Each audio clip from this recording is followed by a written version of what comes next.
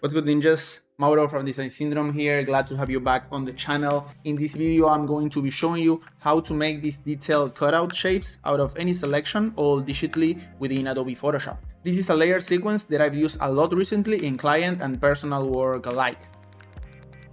We'll go over the structure and the idea behind how the effect is achieved. You know how I like to approach tutorials, not so much like blindly following steps, so you can fully grasp what we're doing and hopefully leave this video with a more robust understanding of Photoshop and what you can do with it. For this effect, we're going to be using some common filters, but combined in a way that really illustrates what you can do with Photoshop if you just start playing. I'll show you how to create a really clean edge cutout, then a more aggressively torn one more towards the end of the video, so you might want to stick around for that. This effect comes in clutch to make some really interesting digital pieces, so without more further ado, let's get to it. Let me know if you know in the comments where this drink is from, you know.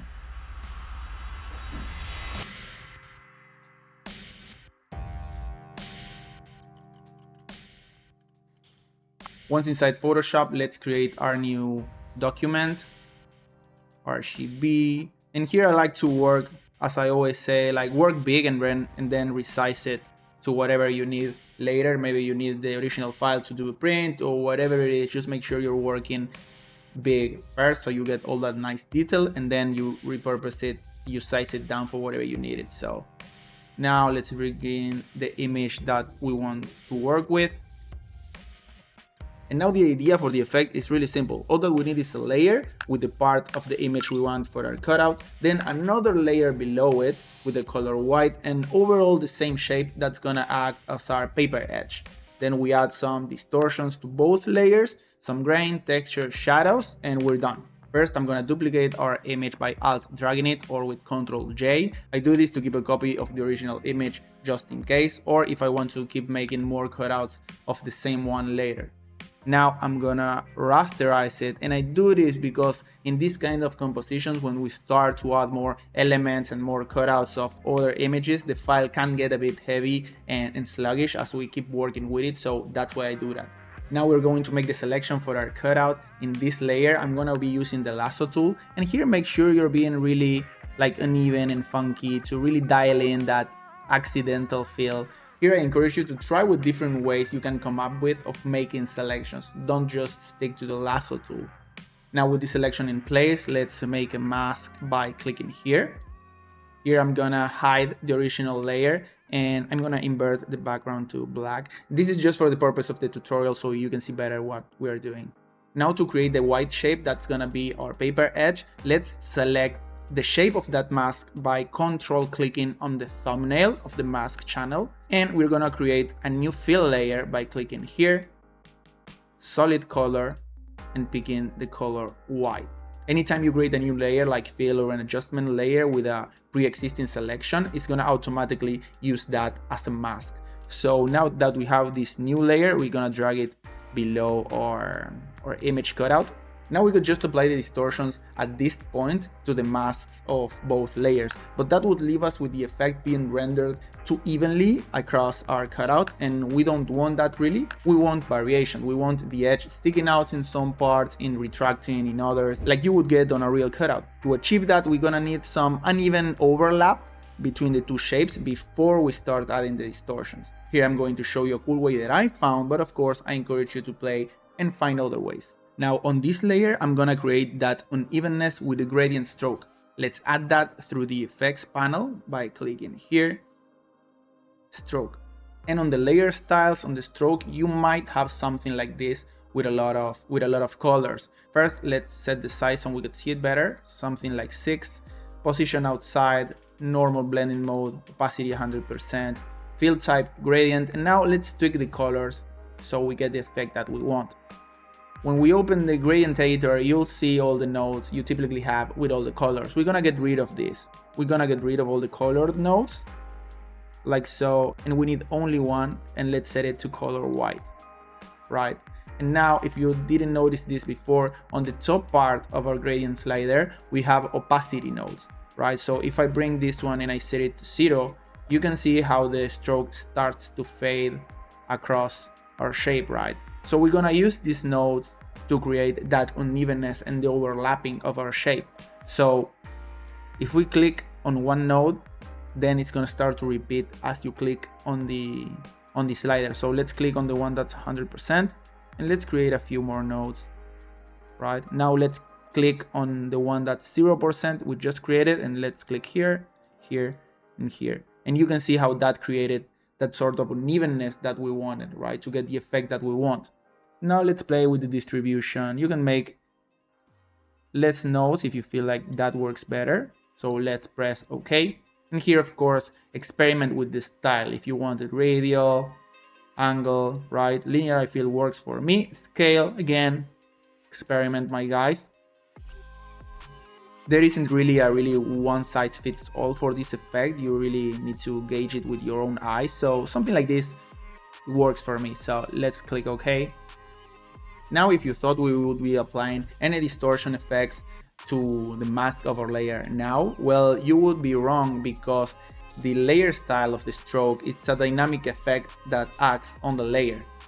And that would leave the stroke coming off this new shape we gave our mask with filters. So pay attention now. What we're going to do is we're gonna right click on the layer and rasterize the layer style.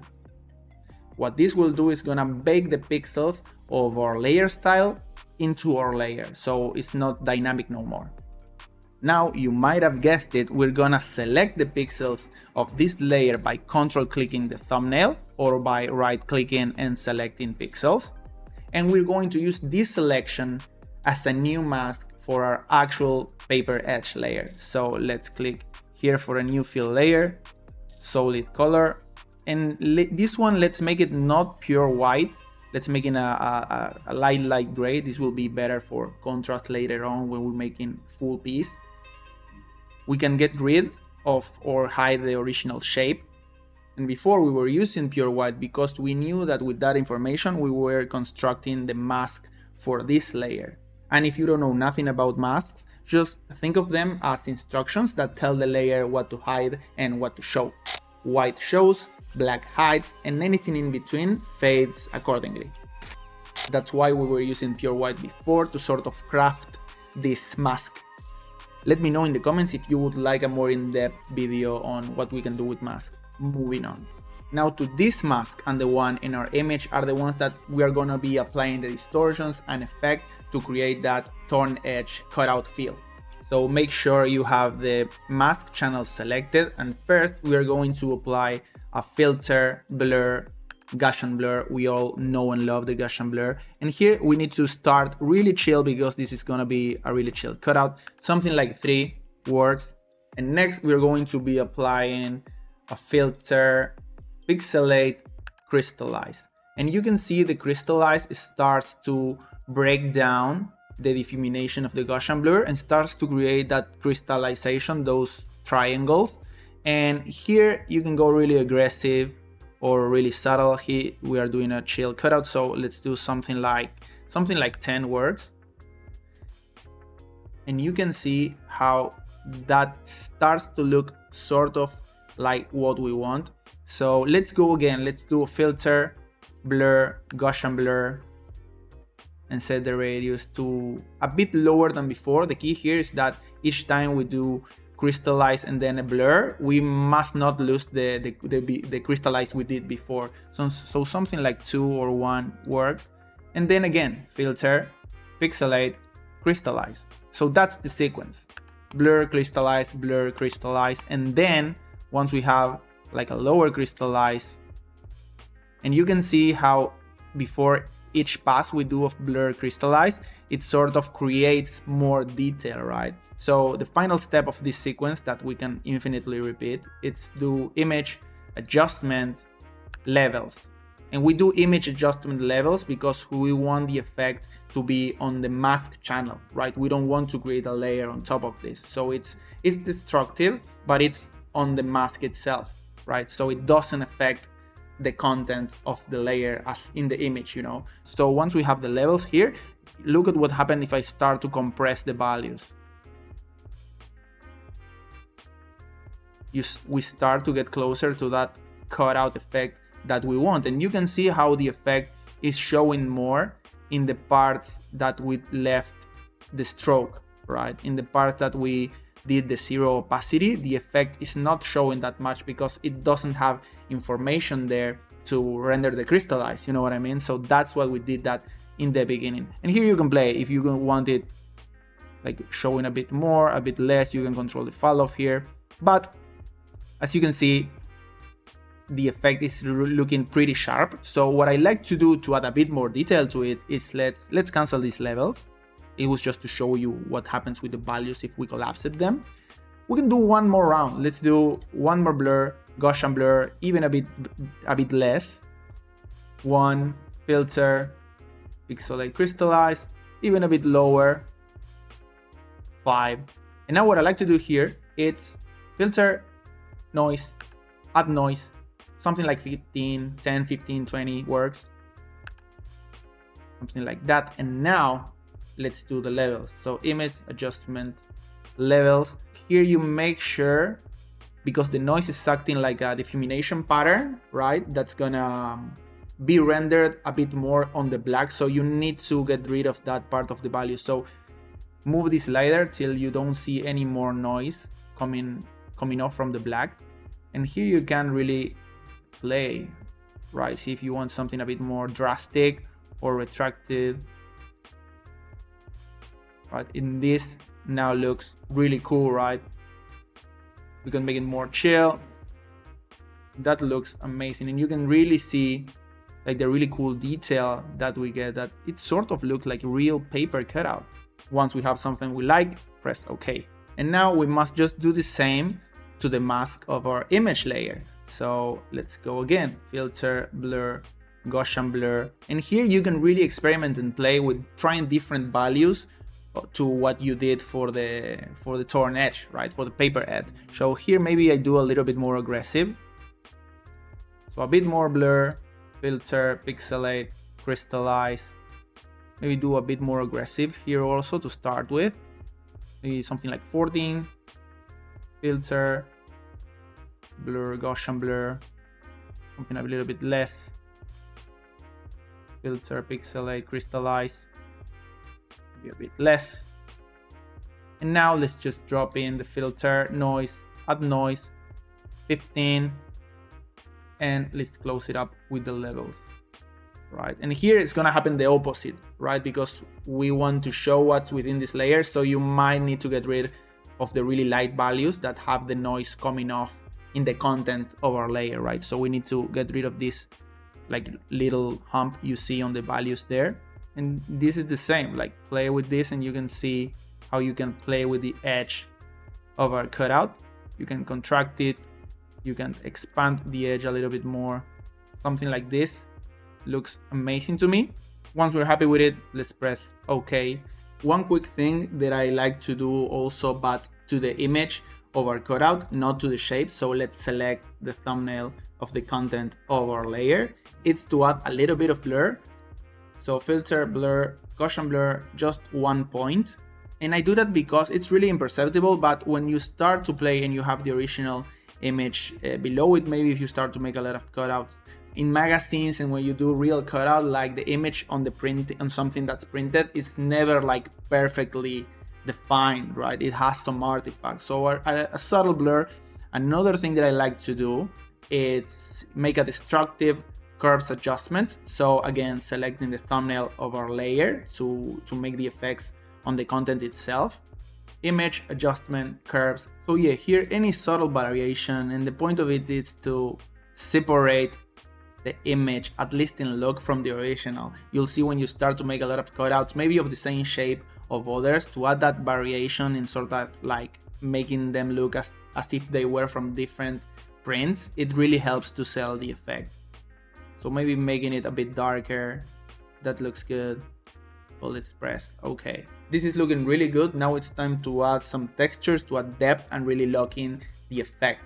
I'm gonna drop in some transparent paper texture. This is from my texture pack. There is a sample free one on my store that you can get to follow along. Link's gonna be down below in the description. Let's just drag this layer here. These textures are already transparent. You don't need to use blending modes. And let's just grab this texture and clip it create a clipping mask to the image layer. And the texture is too overpowering right now. You can just drop the fill, but what I actually like to do that I feel works a bit better is go to the effects panel, blending options, here on the blend if slider. Here, if we get rid of the blacks, you can see this is telling the layer to not show itself upwards from this value, right? So that's really sharp. But if I press Alt and separate this node here, you can see how it's a lot more subtle. So we can maybe something like that. And from the light tones, you can see how it's far more aggressive. We can maybe make it something like this, right? And once we have something like this, we can maybe reduce the fill a bit more. It's gonna leave us with a much more natural drop off on the texture than just the flat fill reduction, you know what I mean? That can work, just this is something for you to try out. Now looking better, but still looking kind of flat. Now we're gonna add some other effect to our image cutout layer. Let's go to effects and let's add an inner glow. So inner glow, and here I like to use linear burn in color black, really low opacity because you can see it's fairly aggressive. And the idea behind this effect would be to create some decoloration or wear and tear near the areas of our cutout, right? Some fading and wear on the ink colors, right? So it looks really good in my opinion and really sells that effect. It gives it that other layer. So here we must be really subtle. You can make it aggressive if you want to, but I think it works better. Something like that works, and it's gonna change depending on the content of the image you have. If the image is darker, it's gonna look more pronounced. So something like that works. Softer. Here you can play even with the center or the edge, like distribution. I think center also works. Looks kind of cool. I like the edge better, but both could work. Choke, no choke, almost no choke. You can play with it, but don't make it really sharp, something like that. Or maybe it could work, I don't know, play around with it. Something like that works for me.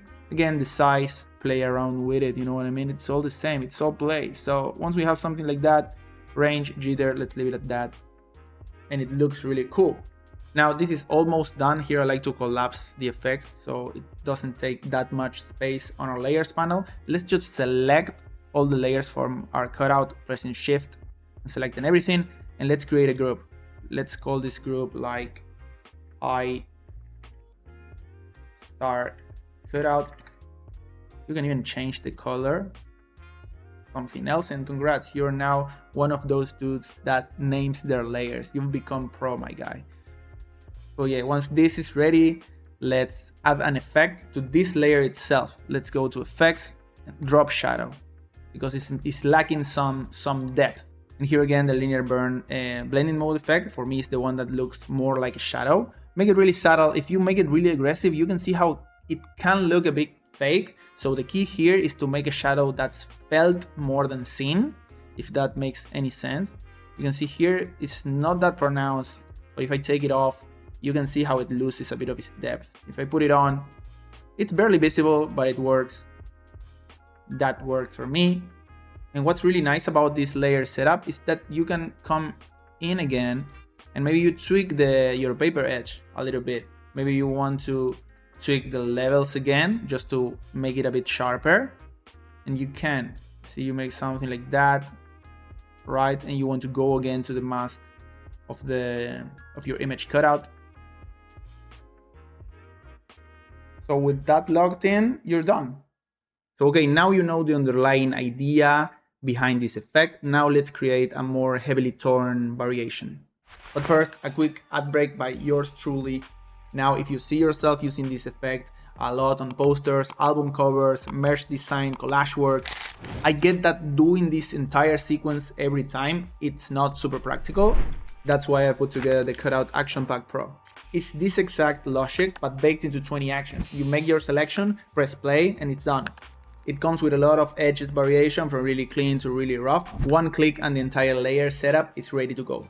It's nothing magical, it's the same steps that I'm teaching you here. And I'm teaching them to you on purpose, because what I aim to sell is practicality and ease of use. The inside and the software knowledge, all the things that actually make you better, is what I give away for free on this YouTube channel.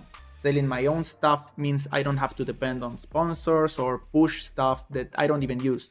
So yeah, that's actually the business model. You learn how it works here, and then later, if you want to support the channel while getting something to make your workflow a bit snappier, designsyndrome.com, links in the description. Moving on. Now, to create a more heavily torn variation, for the sake of simplicity, let's just duplicate our cutout group. Let's hide the one below, and since we already have the layer structure, let's just work directly on our pre-existing masks. So let's start for the paper one. Let's click on the mask channel, and to create a more heavily torn one, you might have guessed it by now, let's just start with a filter, blur, Gaussian blur, and let's make it far more aggressive this time, right? Something like 13. You can really play here, there is not a set value, but there is a thing you must keep in mind.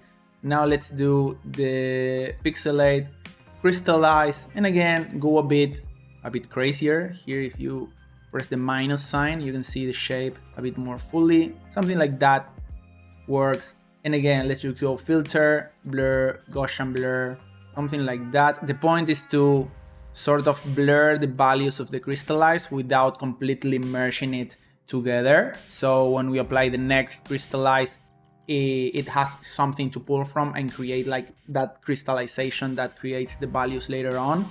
So pixelate, crystallize, and again, let's go lower every time. When you're creating like some of these that start from a really wide like blur and crystallize, I like to go blur, crystallize levels, right? And then we restart like blur, crystallize layer.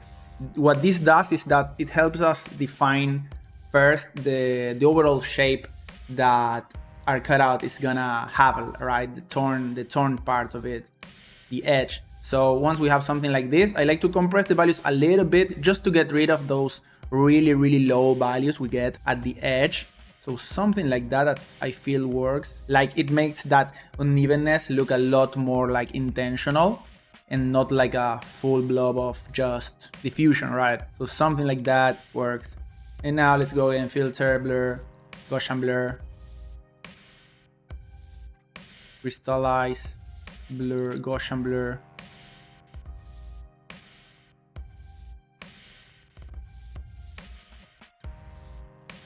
Now again, image, levels, compress it a little bit. Like that, and now let's make the final pass.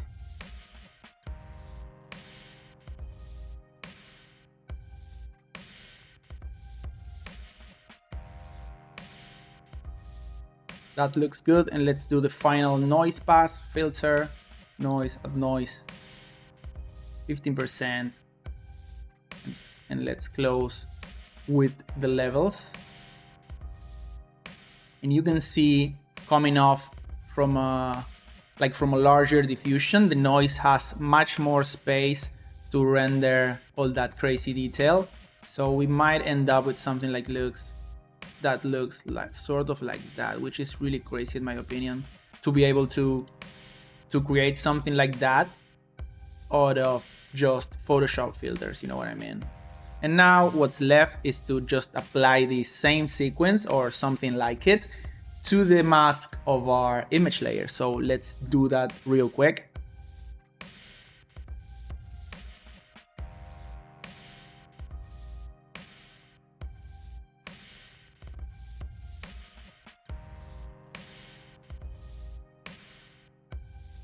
And closing with the final levels, we can compress the values till we get something interesting. That looks good. And sometimes what can also look good is to clip the image cutout layer to our paper cutout, right? To our paper edge. That can also look cool sometimes. So yeah, once you have something like that, you're kind of done. I highly encourage you to play with this technique, see what kind of effects and crazy compositions you can make. And guys, something for you to think is this effect is not about replacing doing actual cutout and actual collage, but the point of this effect is really to teach you some really cool ways in which you can use Photoshop and see in what ways you can take advantage of the digital medium to make something you couldn't do physically. So play with this effect, research it fully, and please show me what you make. Would love to see it. Tag me on Instagram at Design Syndrome. That was it, my guys. Hope you liked it and hopefully learned something. If you wish to support the channel further, step by the store, get some graphic design assets, some mockups, some textures. You can also become a patron. They get a lot of really cool perks as preferential feedback on the Discord and on the Design Dojo, 1 monthly free graphic design asset, discount codes, access to my original Photoshop files, upcoming work in progress versions of the next resources that I'll be releasing. So yeah, there is a lot there. And if money isn't really something you can part ways with, don't worry, I understand. Don't forget to subscribe to the channel, like the video, comment, share with a friend, whatever you choose to do, it helps the channel a lot. You already know how it is. Fuck peace, wish you conflict. See you in the next one, ninjas.